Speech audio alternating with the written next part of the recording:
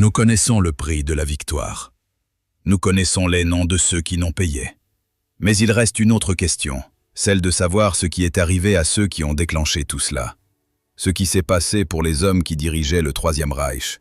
Lequel d'entre eux est monté à l'échafaud? Lequel a croqué une capsule de poison?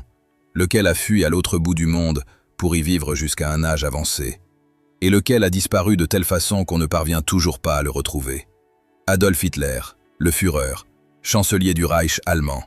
L'homme qui a déclenché une guerre ayant coûté la vie à 50 millions de personnes. Berlin, le 30 avril 1945. Le Reichstag est à 700 mètres. La fin n'est plus qu'à quelques heures. Hitler se réveille dans le bunker, qui a depuis longtemps cessé d'être un état-major pour devenir un tombeau. À 14 heures, il prend son dernier repas, un menu végétarien comme d'habitude. Vers 14h30, il fait ses adieux à son entourage. Il serre des mains. Il entre dans son bureau avec Eva Braun. Il ferme la porte. Eva avale du cyanure. Hitler fait de même. Son valet de chambre linge, qui attend à l'extérieur, sent au bout de 10 minutes une odeur d'amande amère et entre dans la pièce. Mais ce qui suit reste, encore aujourd'hui, méconnu de la plupart des gens. Selon des archives des services de sécurité déclassifiées en 2025, contenant le témoignage de Linge lui-même devant les enquêteurs soviétiques, le valet de chambre aurait sorti un pistolet et tiré sur Hitler à la tête, déjà mort. Linge a reconnu l'avoir fait volontairement, pour héroïser la mort du Führer, pour que tout le monde croie qu'il était parti comme un soldat, et non empoisonné comme un rat dans son trou. Il s'agit du témoignage d'un seul homme. Mais une analyse dentaire française réalisée en 2018 a confirmé la présence de traces de cyanure, et non de balles. Pendant 80 ans, la plupart des gens ont cru le contraire.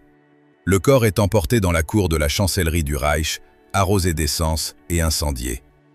L'artillerie soviétique ne cesse pas de tirer. En 1970, les autorités soviétiques détruisent secrètement les restes, pour ne pas créer de lieu de pèlerinage.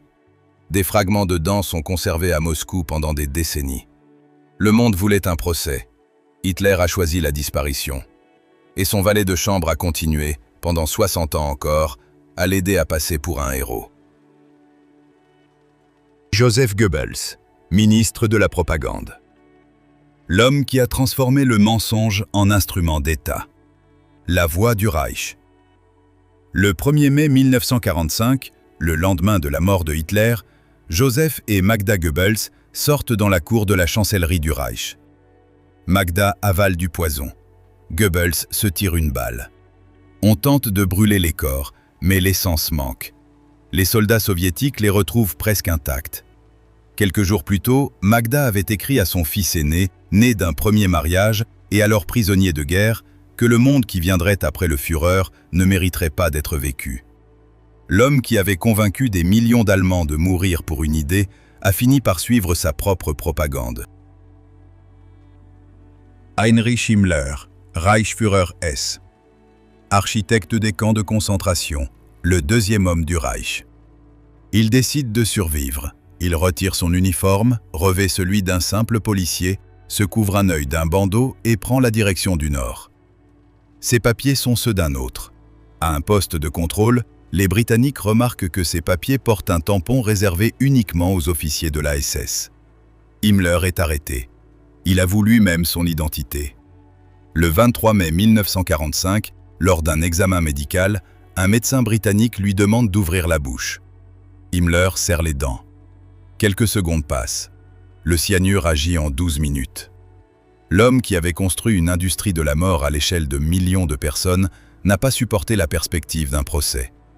Son corps a été enterré dans une tombe anonyme aux environs de Lunebourg.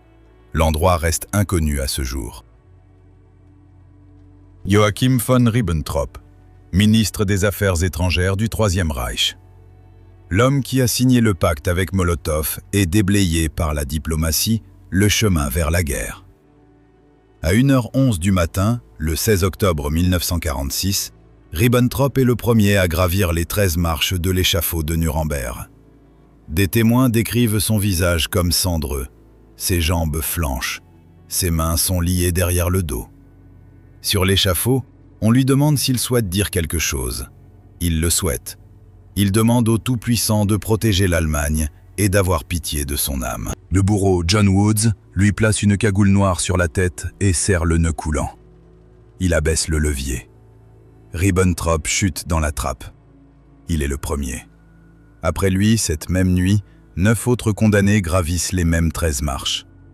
Les cendres de tous les exécutés sont dispersées en secret depuis un pont au-dessus d'une rivière, afin qu'il ne reste ni tombe ni lieu de recueillement. Wilhelm Keitel, chef d'état-major du haut commandement de la Wehrmacht, Feldmarschall qui a signé des ordres transformant des crimes en simples protocoles militaires. Lorsque le tribunal prononce la condamnation à mort, Keitel claque des talons et s'incline devant les juges. Un soldat jusqu'au bout. Cette même nuit, il demande à être fusillé plutôt que pendu, comme un soldat et non comme un criminel. Le tribunal refuse. Keitel monte à l'échafaud en second. Ces derniers mots rappellent que plus de 2 millions de soldats allemands sont morts pour la patrie avant lui, qu'il suit désormais ses fils et que l'Allemagne passe avant tout. Vient alors la corde, puis la trappe, puis la fin. Hermann Göring, Reichsmarschall, commandant en chef de la Luftwaffe, jusqu'en 1945, successeur officiel de Hitler. Quelques jours avant la fin de la guerre, il est destitué et arrêté sur ordre du Führer. Göring est condamné à la pendaison. Il demande immédiatement à être fusillé à la place, refusant de mourir comme un criminel et voulant mourir comme un soldat. Le tribunal refuse. Le 15 octobre 1946, 2 heures avant l'exécution, les gardiens entrent dans sa cellule. Göring est mort. Sur ses lèvres, des traces de cyanure. À côté de lui, une lettre où il explique qu'on ne pend pas un Feldmarschall. Comment le poison a pu entrer dans une cellule aussi surveillée reste officiellement non résolu à ce jour. En 2005, un ancien gardien américain de 80 ans, Herbert Stivers, a reconnu avoir introduit la capsule dans la prison, cachée dans un stylo plume, pour impressionner une jeune Allemande qui lui avait demandé ce service. Il ignorait qu'il s'agissait de poison. La jeune femme a disparu juste après la mort de Göring. Il est impossible de vérifier cette version, car tous les autres protagonistes sont morts. Göring est le seul condamné à ne jamais monter à l'échafaud. Son corps est placé auprès de ceux des autres exécutés, photographiés, puis brûlés avec eux. Les cendres finissent dans la rivière. Adolf Eichmann, chef du service des affaires juives au sein de l'Office central de la sécurité du Reich. L'homme qui a organisé la déportation de millions de juifs vers les camps de la mort. Après la guerre, il disparaît. Il se cache plusieurs années en Allemagne sous une fausse identité, puis, en 1950, il rejoint l'Argentine avec des documents de la Croix-Rouge, sous le nom de Ricardo Clement. Il trouve un emploi dans une usine. Il vit discrètement, pendant 10 ans. On le retrouve par hasard. Lothar Hermann, un juif allemand aveugle ayant survécu à un camp de concentration et installé en Argentine, soupçonne que le petit ami de sa fille est le fils d'Eichmann. L'information parvient jusqu'au service de renseignement israélien. Le 11 mai 1960, dans une rue de Buenos Aires, alors qu'il rentre du travail, Eichmann est capturé par un groupe de 30 agents du Mossad.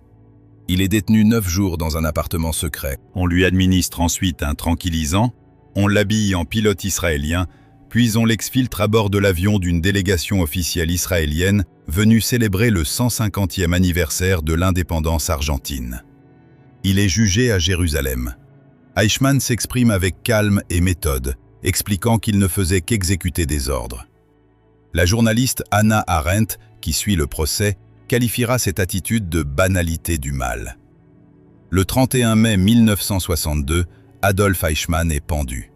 C'est la seule exécution capitale de l'histoire d'Israël. Ses cendres sont dispersées au-dessus de la mer Méditerranée afin qu'il ne reste ni point sur une carte, ni tombe. Josef Mengele, médecin du camp de concentration d'Auschwitz. Il pratiquait des expériences médicales sur les détenus.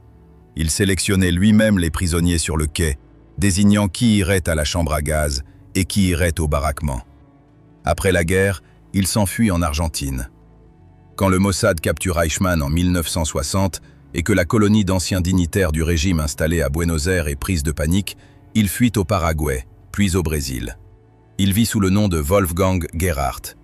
On le recherche pendant des décennies, notamment par Simon Wiesenthal, par le Mossad et par des enquêteurs d'Allemagne de l'Ouest.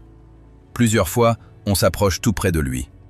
Quelques années avant sa mort, son fils Rolf lui rend visite en secret.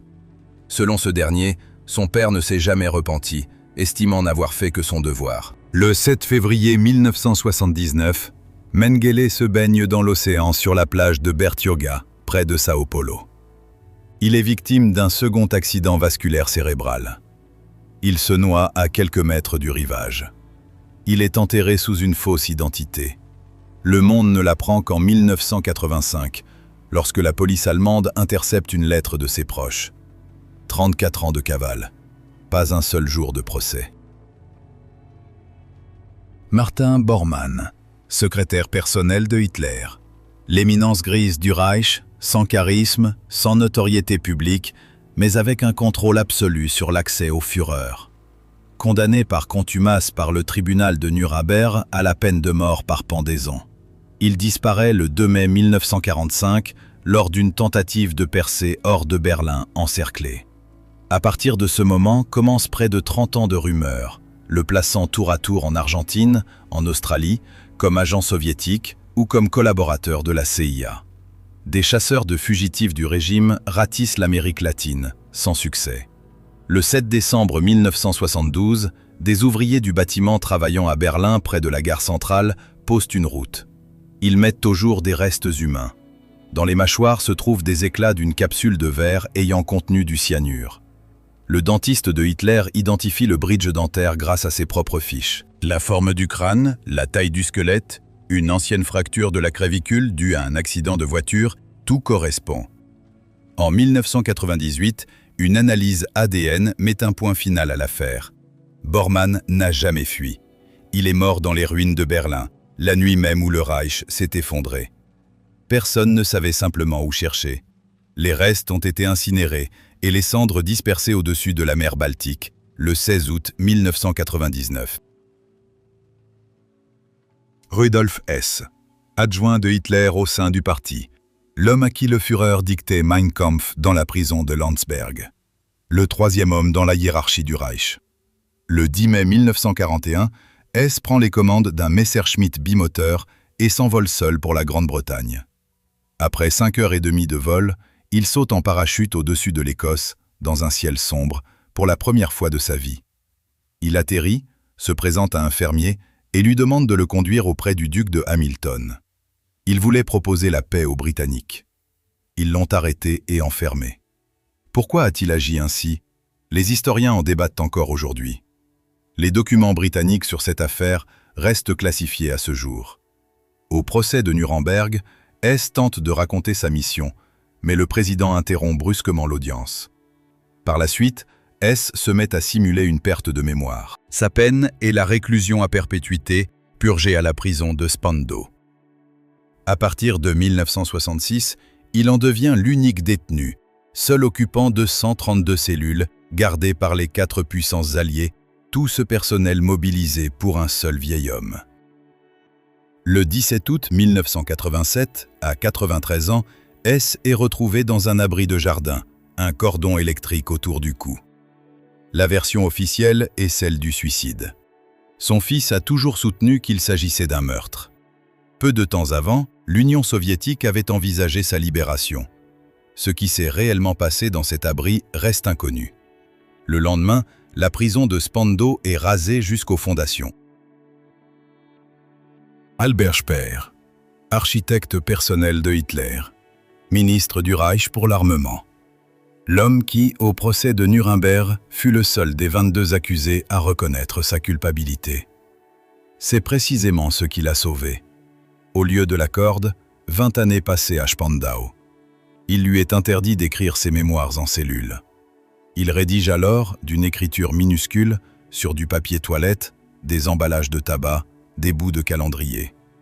Des gardiens compatissants font passer ses notes vers l'extérieur en secret, ce qui donnera, au bout de 20 ans, 20 000 feuillets. Le 30 septembre 1966, Speer sort de Spandau. Journalistes, photographes et foule l'attendent. En 1969 paraît son livre « Mémoire », qui devient un best-seller mondial. Il s'y présente comme un technocrate apolitique n'ayant rien su de l'ampleur des crimes. Les historiens n'y croient toujours pas aujourd'hui. Le 1er septembre 1981, Speer se rend à Londres pour donner une nouvelle interview. Il meurt d'une hémorragie cérébrale dans sa chambre d'hôtel à l'âge de 76 ans, en homme libre. Heinrich Müller, chef de la Gestapo. L'homme sous la direction duquel a fonctionné la plus grande police secrète de l'histoire. Le seul, parmi les plus hauts dirigeants du Reich, à n'avoir connu ni procès, ni tombe d'adresse connue. Le 1er mai 1945, il se présente devant Hitler en grand uniforme blanc et déclare être prêt à mourir avec le Reich. C'est la dernière fois qu'on le voit vivant. Après cela, plus rien, seulement le silence. En août 1945, on retrouve dans les ruines de Berlin un corps en uniforme de général, porteur de papier au nom de Müller, et on l'enterre. En 1963, la tombe est rouverte, révélant les restes de 3 personnes différentes, dont aucune ne peut être identifiée comme étant Müller. Les hypothèses se sont accumulées pendant des décennies. Tué lors de la percée hors de Berlin, réfugié en Amérique du Sud, recruté par le renseignement soviétique et installé à Moscou, ou encore agent de la CIA. En 2013, un historien allemand a affirmé avoir trouvé des preuves documentaires selon lesquelles Müller serait enterré dans une fosse commune du cimetière juif du quartier berlinois de Mitte. Il est impossible de le vérifier. Cet homme qui savait tout de millions de gens n'a laissé derrière lui absolument rien. Ni tombe, ni condamnation, ni même une mort confirmée.